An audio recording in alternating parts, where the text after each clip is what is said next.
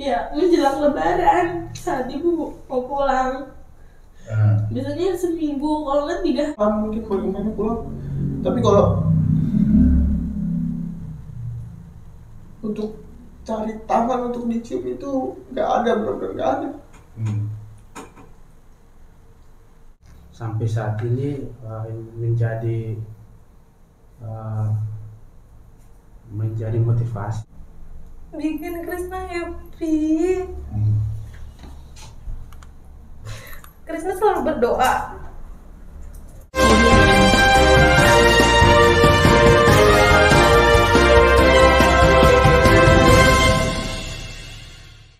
Kembali ke kantor Devlovim.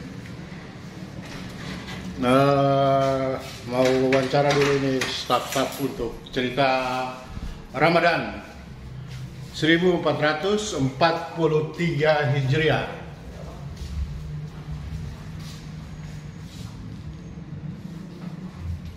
Nah, ini mereka ini.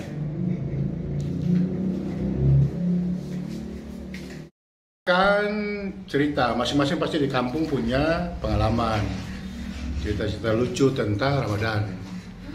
Ini ada legal officer, akunting, ada stafnya Krisna, ada Mas Ali kumisnya agak tinggal sebelah itu kayak Pak Toha itu. Ini ada Hairul Umam. Oke, kita mulai. 10. 13. Ya, 13 kan kemarin itu. Oh, 13 ya. Baik, 13 Ramadan, hari Jumat 15 April 2022. Saya bersama-sama dengan para pejuang hukum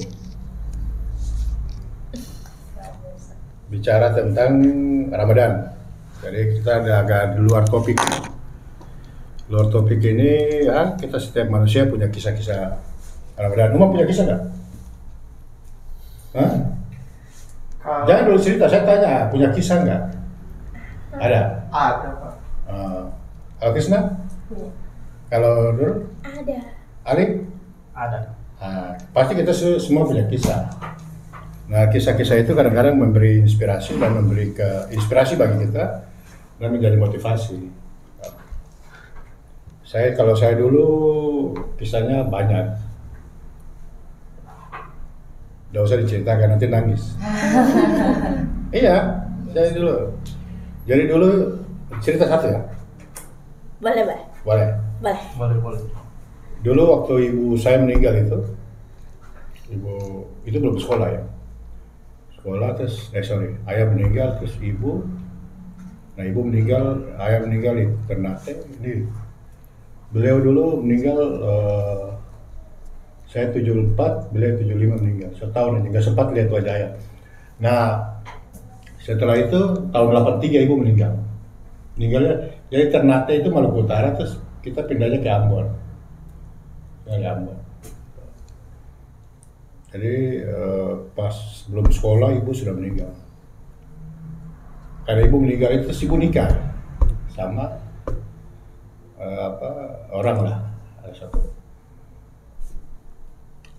Nah, beliau ini juga tidak menetap di rumah. Jadi saya itu yang ngurus diri sendiri. Jadi kalau sudah mau puasa, jangan puasa. Makan sehari-hari aja susah. Itu belum sekolah gitu. Nah, begitu sekolah, udah. Jadi sekolah dulu saya nakal betul. Nakal karena di kampung dulu. Nah, kalau setiap bulan puasa itu ceritanya itu berlangsung dari kelas 1, 2, 3, 4, 5. Kelas 6 baru bapak saya ini kakaknya ngambil saya ke Papua, gitu. Nah, setiap bulan puasa punya keinginan puasa, tapi nggak ada makanan. Kan puasa itu kan harus sahur, ya kan? Jadi sahur itu setiap hari. Dulu ada jualan minyak itu pakai botol. Nah itu botolnya saya bersihkan, saya ke rumah tetangga di halaman rumah itu ada keran air, jadi saya ambil air mentah itu saya simpan sampai sudah maghrib, sampai sudah mau sahur malam. Jadi pas sahur itu saya minum air mentah itu sahur. Nah itu berlangsung terus. Kelas 1 itu saya sudah cuci pakaian sendiri, SD. Jadi perjalanannya panjang lah, tapi kisah puasa itu kelas 3 SD aja saya udah kondektor. Kelas 3 SD kondektor, karena perjalanan lika-liku. Ayah sih pejabat, tapi setelah meninggal kan ya namanya begitu kalau orang tua meninggal. Nah itu kisah yang sulit untuk dilupakan. Jadi ya mungkin ya karena punya keinginan akhirnya ada tuntunan dari Allah, berkah segala. Saya sampai hari ini. Itu kisah saya singkat. Kira-kira Om kisahnya apa? Puasa Ramadan.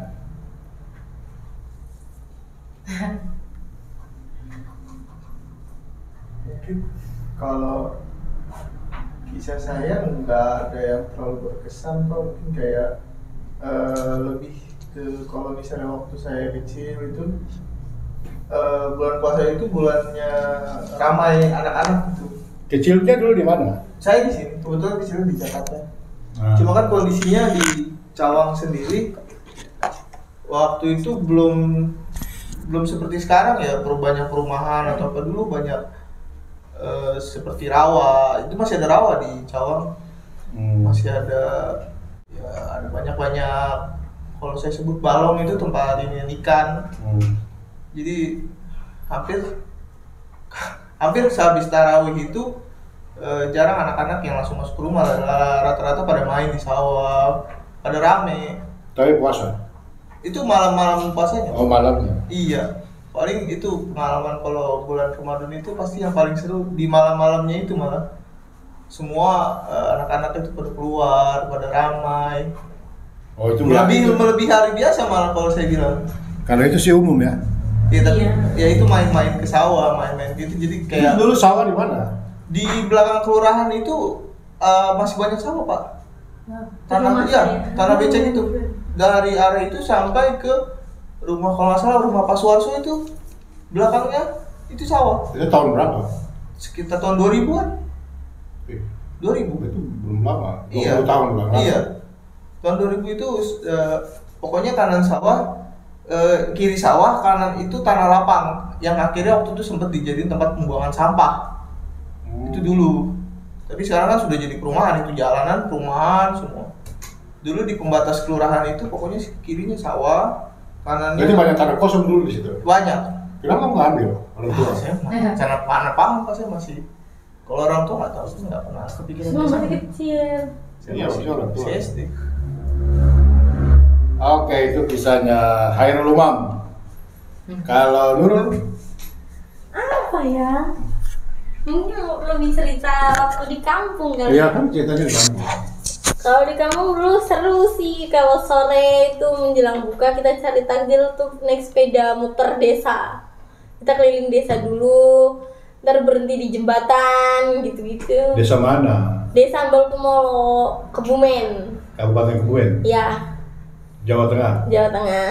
Itu biasanya di tepi, itu di jembatan itu kita ya udah ngeliatin orang mancing di situ. Biasanya berhenti di situ, kalau udah mendekati buka baru balik. Kalau sekarang? Sekarang masih sih kayak gitu, cuman kan sekarang saya di Jakarta, jadi sekarang ya nggak apa-apa, ya nggak, suasananya nggak seseru di Kebumen lah.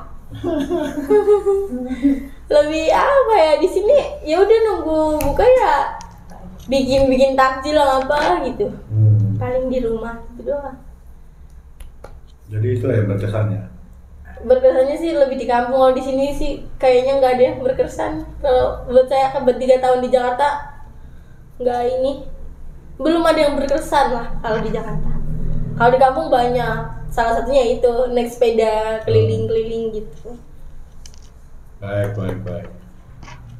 Jadi paling sama nih umum berarti. Kalau Ali ini yang balik kampungnya timur, jadi coba itu ceritakan kisahnya. Kalau saya yang paling sedih perdana puasa di luar itu di Ambon. Di Poka itu ada satu perumahan itu namanya ini Poka. Nah di situ sampai Lebaran, saya pernah Lebaran di atas bagan, atas kapal terapung itu. Iya dari luar kapal Thailand yang masuk, terus karena tidak ada izin makanya ditahan. Terus di situ ada om saya juga di sana, dia yang dikasih kepercayaan menjaga kapal-kapal itu. Terus saya ikut bantu beliau dari bulan puasa pertama sampai Lebaran itu saya di atas kapal itu. Saya puasa. Iya puasa. Nah itu yang berkesan apanya? Yang paling berkesan yang itu di situ karena perdana dan juga nih perdana. Karena puasa pertama meninggalkan orang tua. Iya. Perdananya baru pertama bulan puasa di jauh dari orang tua, dan di situ di tengah laut itu sampai Lebaran itu di tengah laut. Oke. Nah itu. Berarti ini dia di kota Ambon atau di tengah-tengah jauh dari pulau? Jauh dari Ambon, mau mendekati Pulau Seram. Jauh. Berapa kapal ada di tengah laut? Di kapal yang dikasih kepercayaan beliau jaga ada 15 kapal.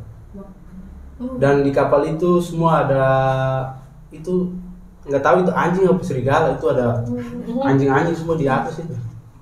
Yang besar. Oke, jadi itu pengalaman kisah-kisah kayaknya kalian kisah tidak terlalu seru dari saya. Coba Krisna. Karena Krisna baru pertama kali di Jakarta, baru 2019. Ya, aku 2019 awal menginjak Jakarta. Sama nih Nurul. Iya, cuman lebih terkesannya karena puasa sebelumnya itu kan bareng sama orang tua, sama nenek, sama abang gitu. Ya sekarang lebih terasanya sulit. Yang tadi ya, maksudnya kayak merindukan keluarga tapi nggak ada gitu. Di rantau. Ya. Kenapa terus Sulit karena kan yang biasanya tadinya sahur dibangunin, sekarang bangun sendiri mandiri, terus yang tadinya dimasakin masak sendiri. Terus sempat juga sih karena Covid 2000 berapa sih Mbak Covid?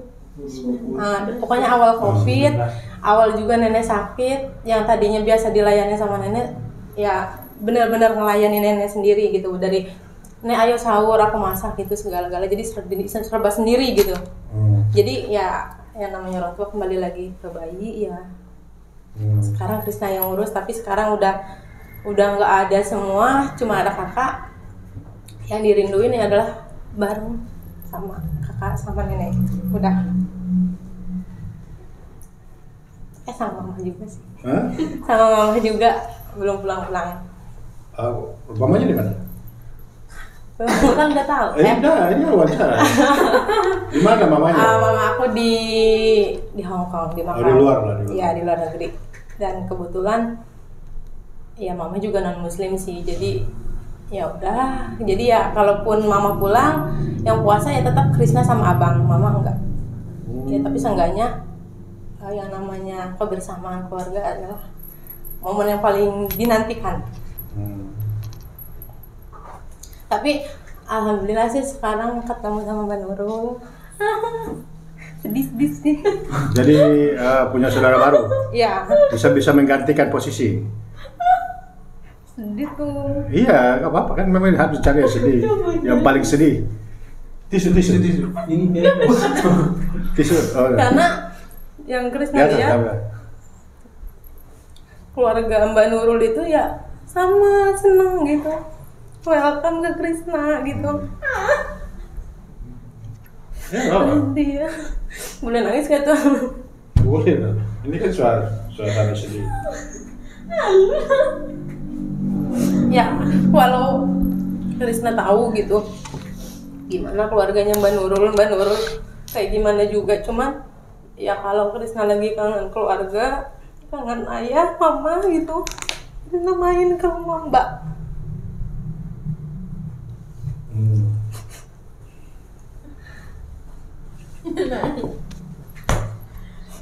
Terus suka nginep di rumah Mbak gitu. Cuman kayak buat apa? Ngobatin rasa rindu sama mama. Cuma kan emang kalau kangen mama, kangen keluarga kan bisa telepon. Cuman ya yang Krisna butuhin itu ya adanya gitu. Makanya kenapa kalau misalnya pulang kampung itu ya berat sih sebenarnya tuh untuk sekarang. Krisna lebih betah di Jakarta karena kenangannya itu loh, nggak mau Krisna lihat gitu. Karena kalau kita kayak berlarut-larut dalam situasi kayak gitu kan nggak baik juga buat Krisna. Udah sih kalau kayak gitu kehangatan aja Krisna butuhnya. Berarti ini ya suasana yang berbeda. Ya. Tapi bersyukur sih ketemu sama Pak Ketum juga, terus ketemu sama Mbak Nurul, Mas Oma, Mali semuanya. Jadi ada ini bukan hiburan ya, tapi ruang kosong itu ada, dia terisi. Iya. Ibaratnya gitu. Oke, terima kasih. Cut dulu. Lapar banget dulu. Puasa itu dia berkesan bagi semua manusia. Dan setiap manusia itu punya kisah dan kenangan. Puasa bagi saya itu cerita tentang ibu. Karena puasa hampir totalitas kesibukan itu adalah ibu. Mulai membangunkan, membuat makan, menyiapkan makanan, dan bahkan ibu itu yang paling duluan dan yang paling terakhir. Yang penting anak-anaknya semuanya sudah puasa, sudah makan, baru dia paling terakhir. Nah, itu yang membuat kenapa orang ketika dia berpuasa di daerah rantau, bukan sentuhan itu yang dia inginkan, bukan yang ada dalam pikiran dia. Dia bisa saja meninggalkan bapaknya, dia bisa saja meninggalkan suasana dalam rumah, dia bisa saja meninggalkan adik kakaknya, tapi yang dia tidak bisa meninggalkan itu adalah ibunya.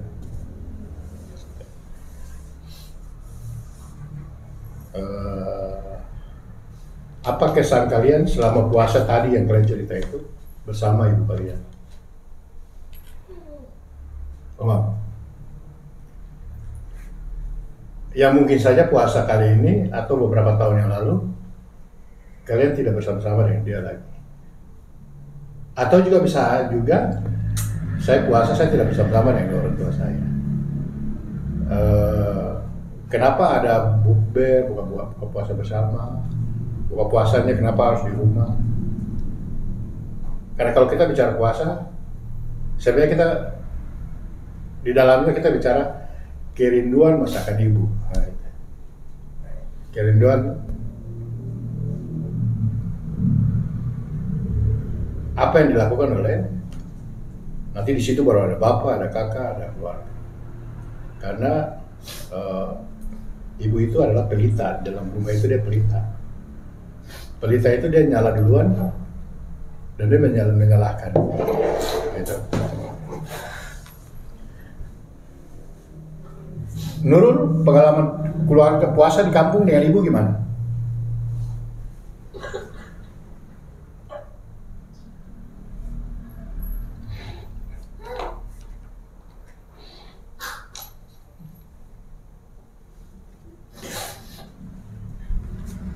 Kenapa orang di Indonesia itu ada istilahnya mudik? Kalaupun bisa dibilang andaikan Lebaran itu dimajukan dan mudik di awal puasa, seluruh orang Indonesia akan pilih mudik di awal puasa. Karena orang Indonesia itu cerita toleransi, cinta kasih. Orang Jawa bilang orang makan ngumpul gitu. Itu orang Indonesia. Makanya momentum-momentum itu sangat berkesan. Nah, makan orang ngumpul itu yang tergambar pasti dalam pikiran kita, yang kita bawa di daerah rantau dimanapun kita berada, ya pasti itu. Kesan apa, Nurul, selama puasa dengan ibu? Kalau soal itu berarti itu kayak saya kan dari kecil ikutnya mbah sama ibu, jadi selama 18 tahun ya kalau misalkan puasa sama ibu di kampung tuh ya menjelang Lebaran saat ibu mau pulang. Biasanya seminggu, kalau nggak 3 hari mau Lebaran baru bisa ketemu ibu, ngerasain buka sahur bareng ibu. Ya itu, jadi kayak momen-momen itu ya paling cuman 3 hari seminggu sebelum Lebaran itu baru bisa ketemu ibu selama 18 tahun. Terus SMA baru di sini bareng ibu sama bapak.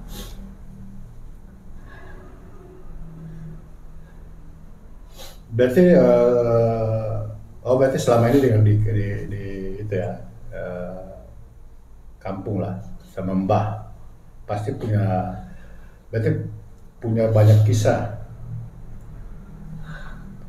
puasa bersama-sama dengan mbah pasti.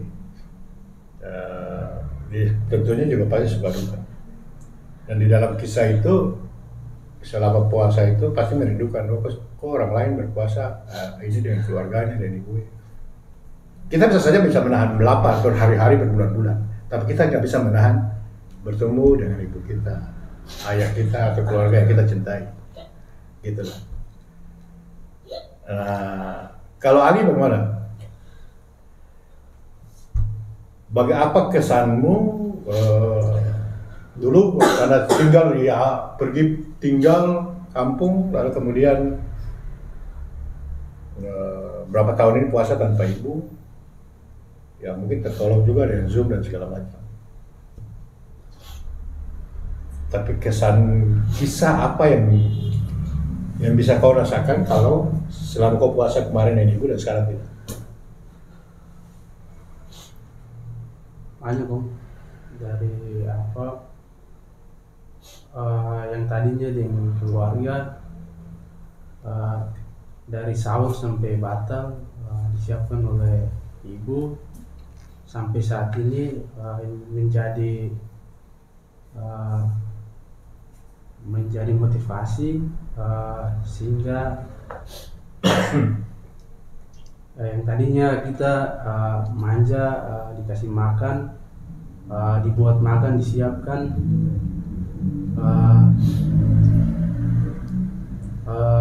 sehingga jauh dari orang tua, sehingga saya saat ini jauh dari orang tua sampai di Jakarta. Banyak perubahan dari sahur sendiri, cari makan sendiri, tidur pun sendiri, dan banyak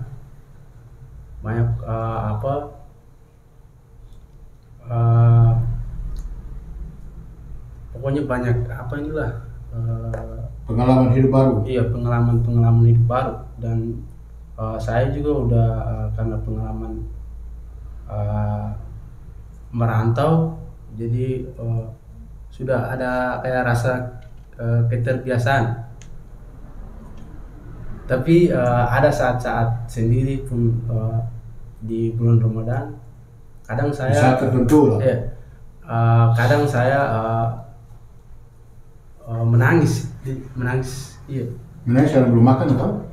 Enggak, menangis karena ingat kangen ibu. Iya, kangen orang tua. Karena saya sudah terbiasa dengan menangis semenjak SMP 2010 itu almarhum bapak saya udah dipanggil sehingga saya sudah terbiasa dari kehilangan sosok ayah, tambah lagi pengalaman-pengalaman dari rantau dan pelajaran juga dari om, sehingga dapat menjadi motivasi bagi saya. Itu saja. Baik, itu pengalaman ya sangat terpukul. Kalau umum, sejak kapan puasa tanpa ibu?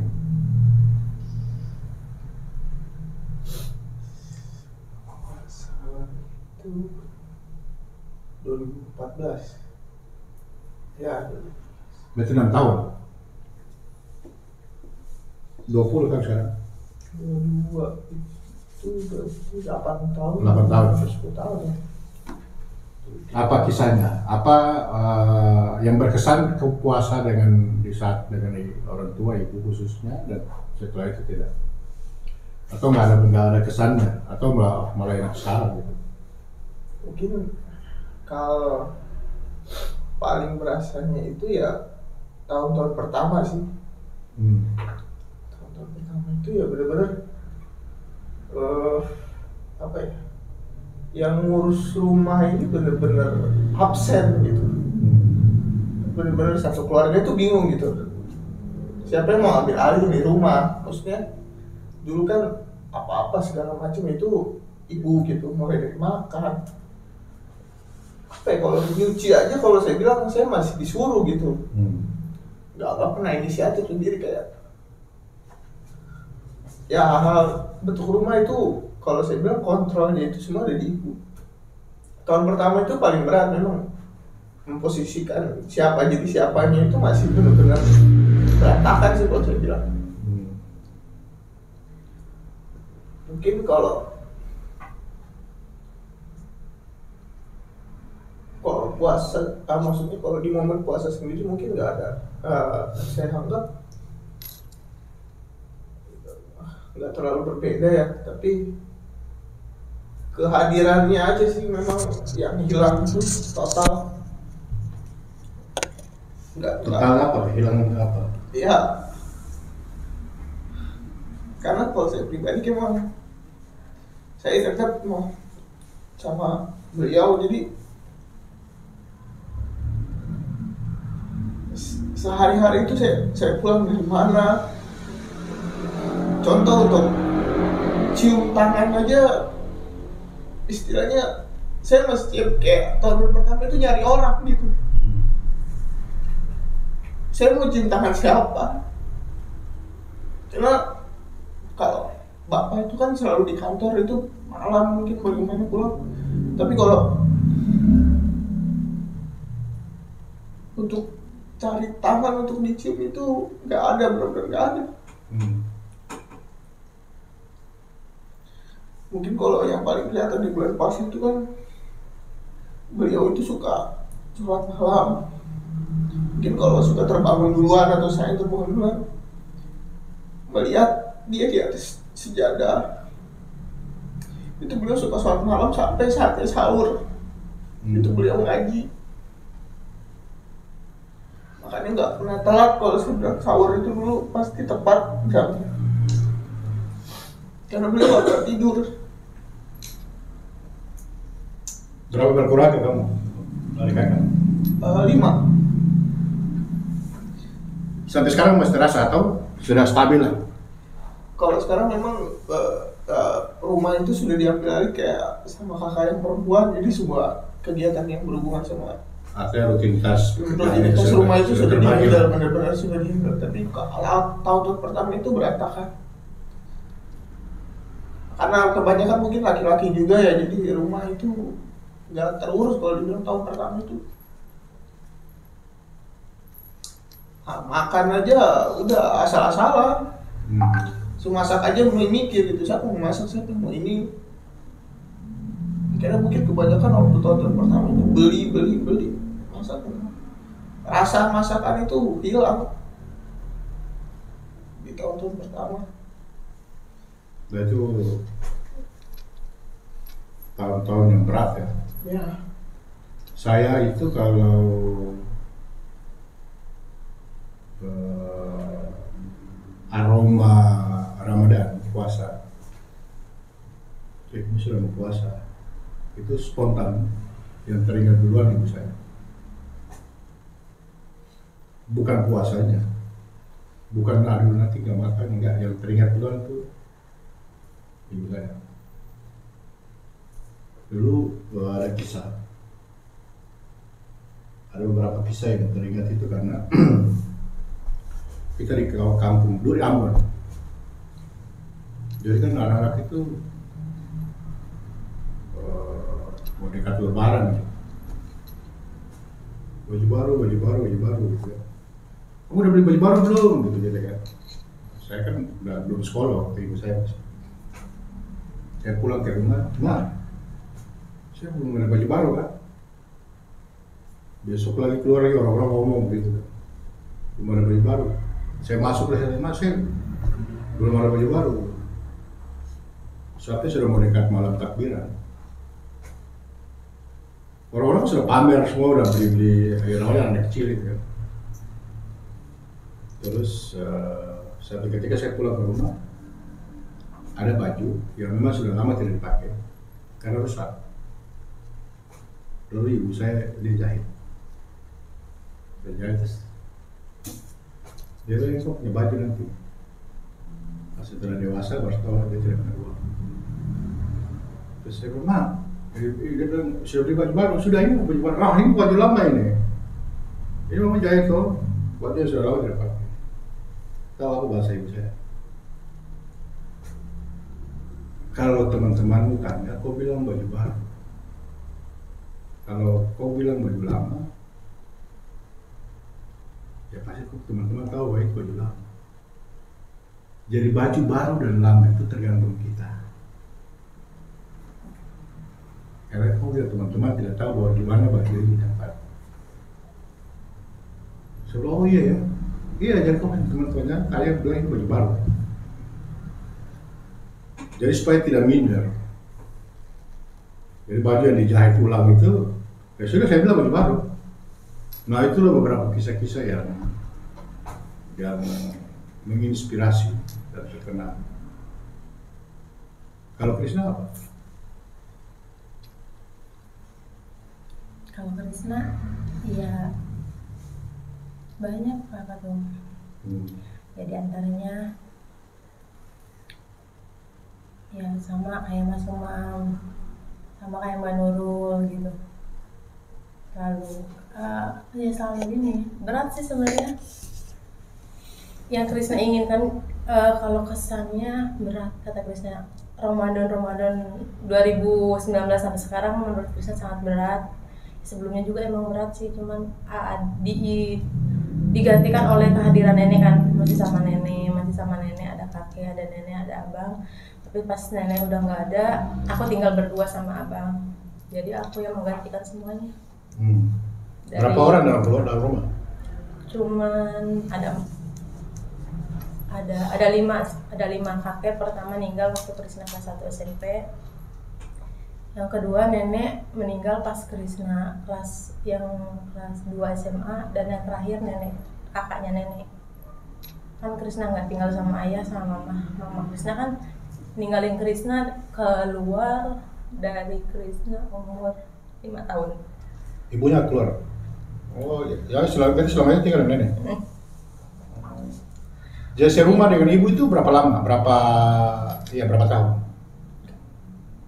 Cuma ngerasain paling sebulan 2 minggu. Itu juga harus pulang mama ke Indonesia, pergi lagi. Udah cuman dalam seumur hidup Krishna yang Krishna ngerasain banget mama itu 2017 sama waktu Krishna kelas 3 SD. Itu mama kelas 3 SD pulang dari Hong Kong 1 bulan. Dan 2017 Krishna mohon sama mama buat pulang ke Indonesia, nyaksiin Krishna perpisahan sekolah SMA. Dan itu 2 bulan misalnya dari dulu cuma ngerasain segitu doang. Dan di situ nggak pernah ngerasain puasa sama mama, Idul Fitri sama mama kayak gitu. Jadi ya Ramadan Krishna penuh warnanya sama nenek. Tapi pas nenek nggak ada ya semuanya ya Krishna yang gantiin. Dari Krishna cari makan buat abang, Krishna bareng-bareng ya Krishna. Terus 2017 datang ayah yang menurut Krishna bakal bikin Krishna happy. Krishna selalu berdoa sama Allah gini, ya Allah, kalau ayah Krishna masih hidup, tolong pertemukan. Tapi kalau ayah Krishna nggak ada, pertemukan Krishna dalam mimpi, karena Krishna pengen tahu muka ayah Krishna. Oh jadi memang kamu nggak ini? Tapi Allah ngabulin tuh.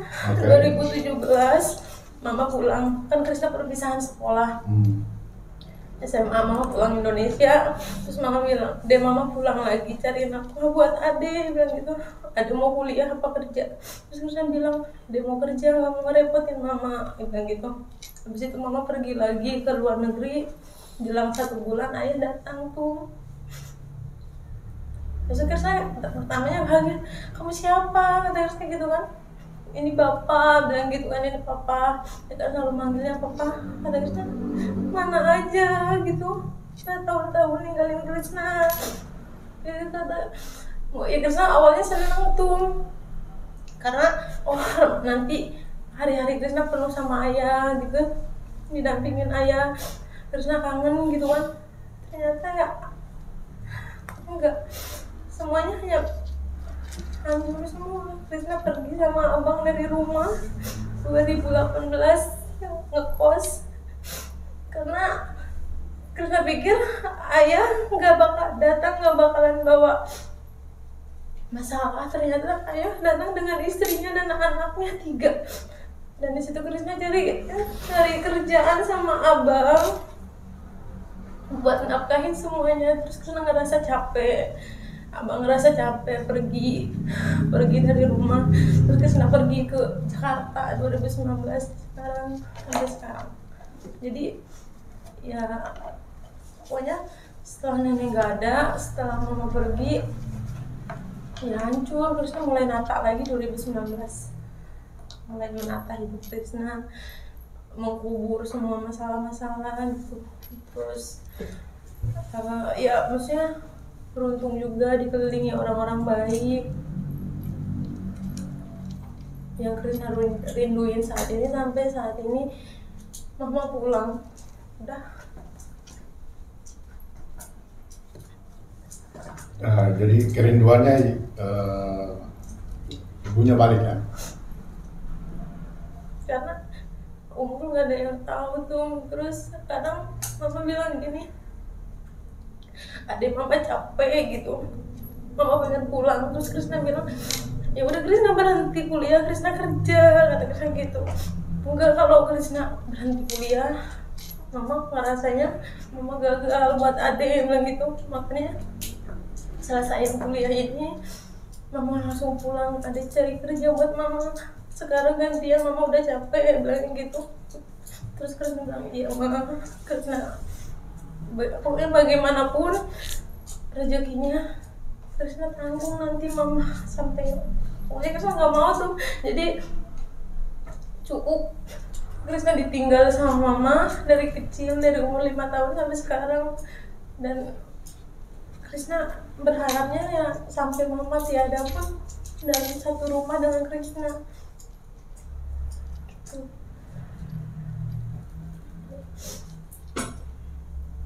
Baik, itu kisah puasa Papa bersama-sama dengan Ibu, karena memang puasa itu rutinitasnya pasti lebih banyak ke rumah, dan di rumah itu pasti lebih aktif untuk segala hal itu ya.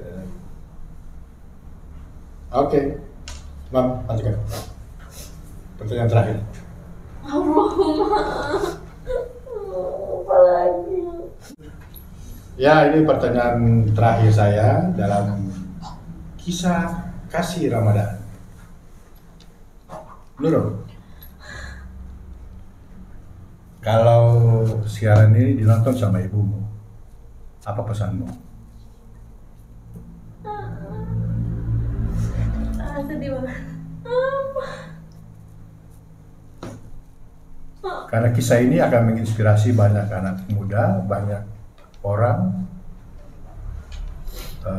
dengan perjalanan pengalaman hidup kita masing-masing. Seandainya ini ibumu nonton, apa pesanmu?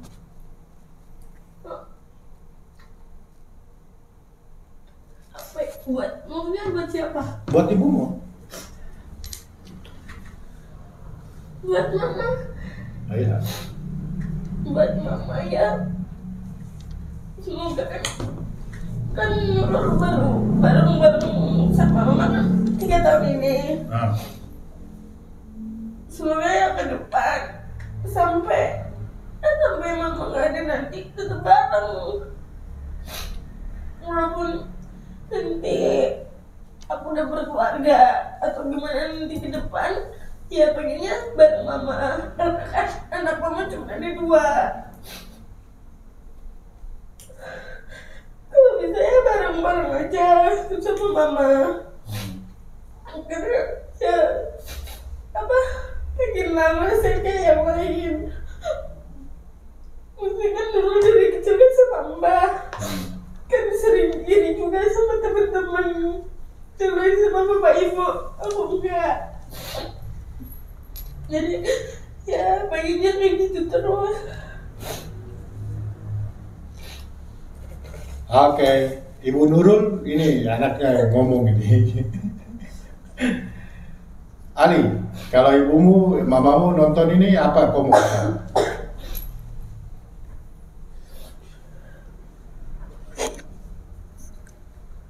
Kamu tanya terus sih, semangat.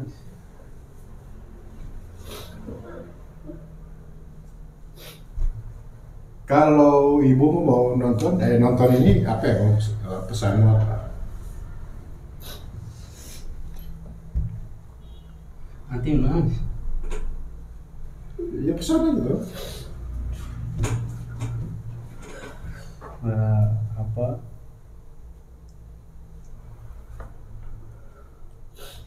Pesan untuk ibu. Cerita kehidupan saya sama ibu saya dari 2011. Pesan. Iya, maksudnya perjalanan dari saya hidup sama ibu dari SMP sampai tamat sekolah. Saya dihidupi oleh seorang ibu, dan pada saat itu saya menyaksikan langsung kerja keras seorang ibu, yang dimana ibu saya itu kalau tidak kerja itu badannya sakit, dia terus kerja.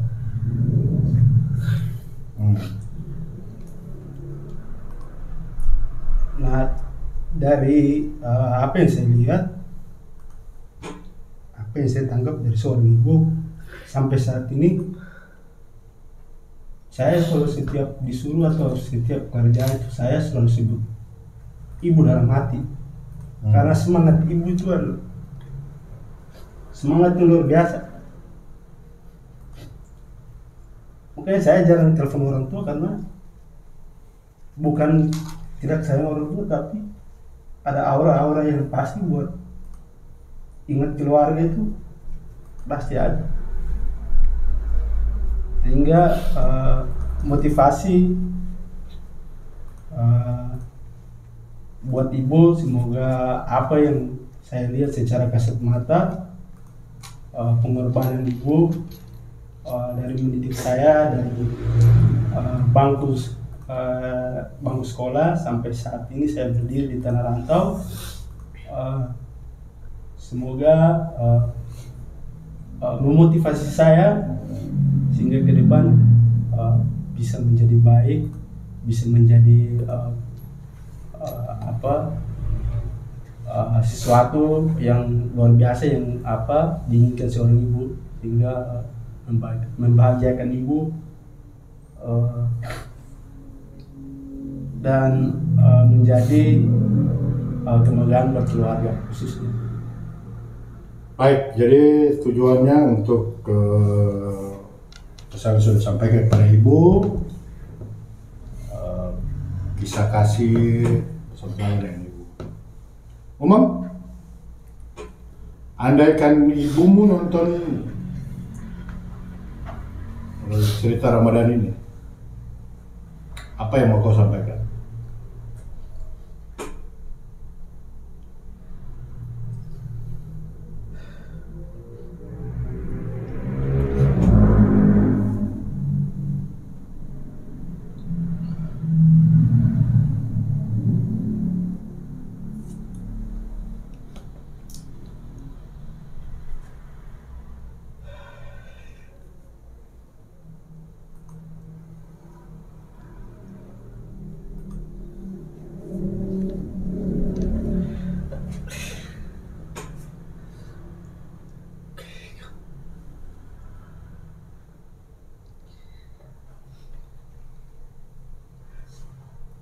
Ali, kalau sekarang posisi sekarang ini, kalau yang pengen disampaikan cuma satu kata sih Pak.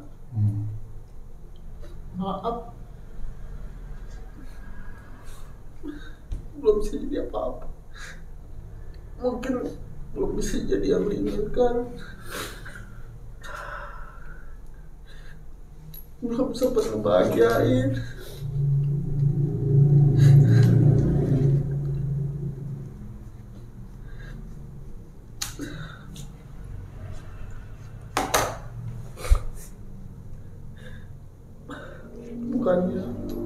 Bukan ibu yang gagal, tapi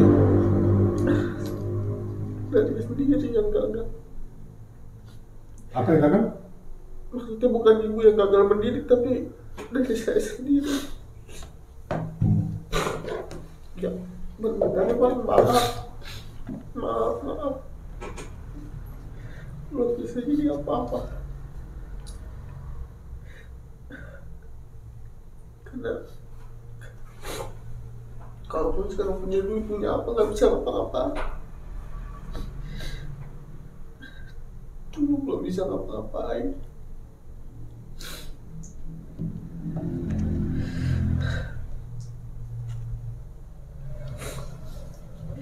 Pengen ngerasain kasih duit, pengen ngerasain beliin sesuatu itu nggak sempet. Udah terlalu.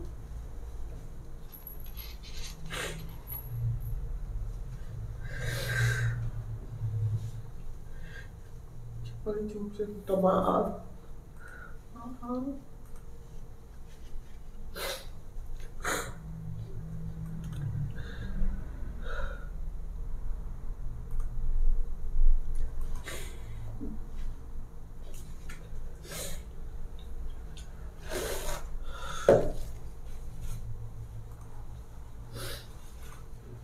Oke, jadi Umam bilang belum bisa melakukan sesuatu karena Umam ini agak berbeda dengan Ali dan Nurul. Kalau Ali dan Nurul ini masih ada kesempatan, Krisna masih ada kesempatan. Kalau Umam dengan kesempatan di dunia ya. Kalau Umam dengan saya ini sudah tidak ada kesempatan. Krisna, kalau ibumu nonton ini apa pesan? Buat mama. Ya, ntar kan saya mau kirim. Mama, kalau mama lihat video ini, Ade cuma mau bilang, Ade selalu sayang mama.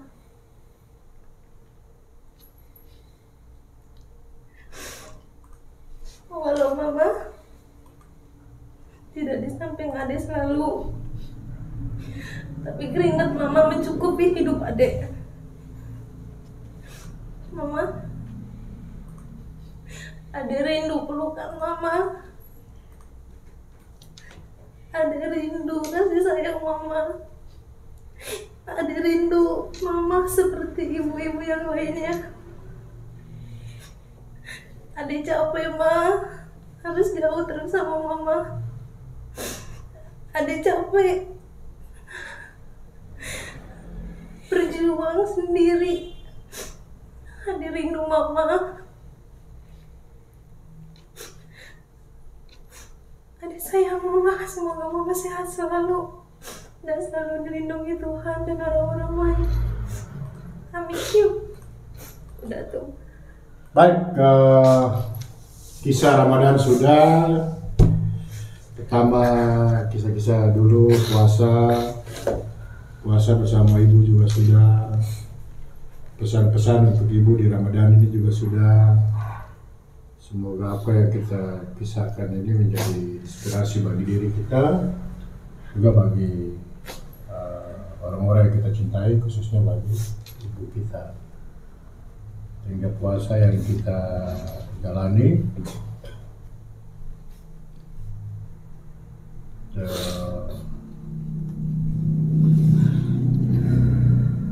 andaikan Allah mengizinkan untuk amal ibadah itu bisa dibagi dua, maka puasa yang kita jalankan itu pahalanya sebagian untuk ibu kita.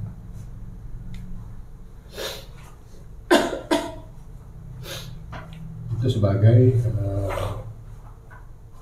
pengganti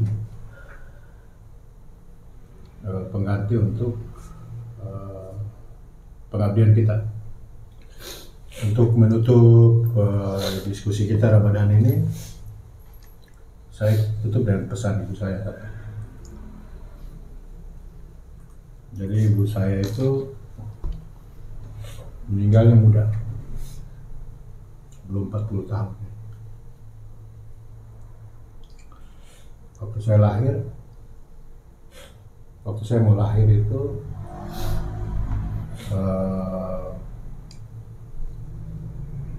ibu saya berharap bahwa saya laki-laki. Ibu saya berharap saya laki-laki karena ayah saya berharap saya perempuan.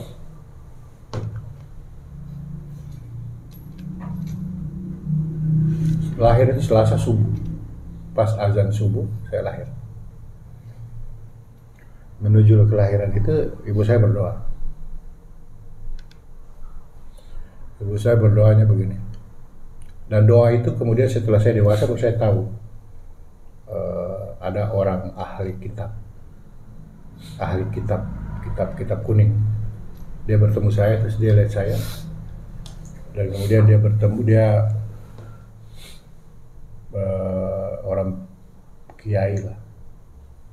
Dia ke rumah saya dan dia sampaikan, ini ada pesan dari ibumu. Ada cerita doa ibu saya. Doanya begini. Ya Allah, semoga anak yang saya kandung ini anak laki-laki.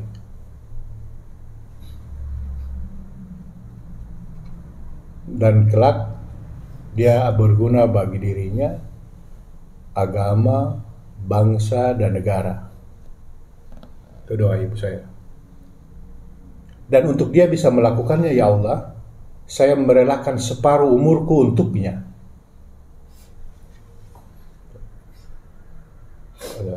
Makanya ibu saya meninggal, umurnya pendek. Waktu saya berangkat umroh, saya balas doa itu. Saya balas doa ibu saya. Dan saya niatkan. Jadi kalau di umroh itu kita diberi kesempatan tawaf untuk orang-orang yang kita cintai. Jadi ibadah tawaf itu kita lakukan untuk, ya saya niatkan untuk ibu saya waktu itu.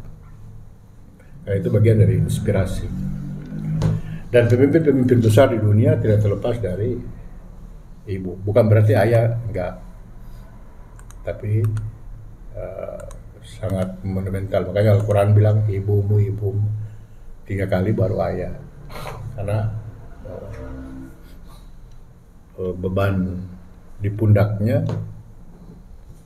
mengurus suami, mengurus anak, mengurus rumah tangga dan lain-lain. Nah itu juga yang mungkin ada di pikirannya Ali, di pikirannya Nurul. Nurul ditinggalkan ibunya karena ibu memikirkan seperti apa yang dipikirkan oleh Krishna. Ibunya berpikir sama seperti ibunya Nurul, tinggalkan Nurul dan sekarang. Jadi ibunya pergi untuk mencari nafkah. Karena mereka berpikir dengan nafkah itu bisa menyelesaikan persoalan. Kenapa itu terjadi? Karena mereka ingin kehidupan generasinya harus jauh lebih baik dari mereka. Terima kasih. Wallahu muwaffiq ila aqwamit thoriq. Wassalamualaikum warahmatullahi wabarakatuh. Oke, sudah menangisnya. 10:30.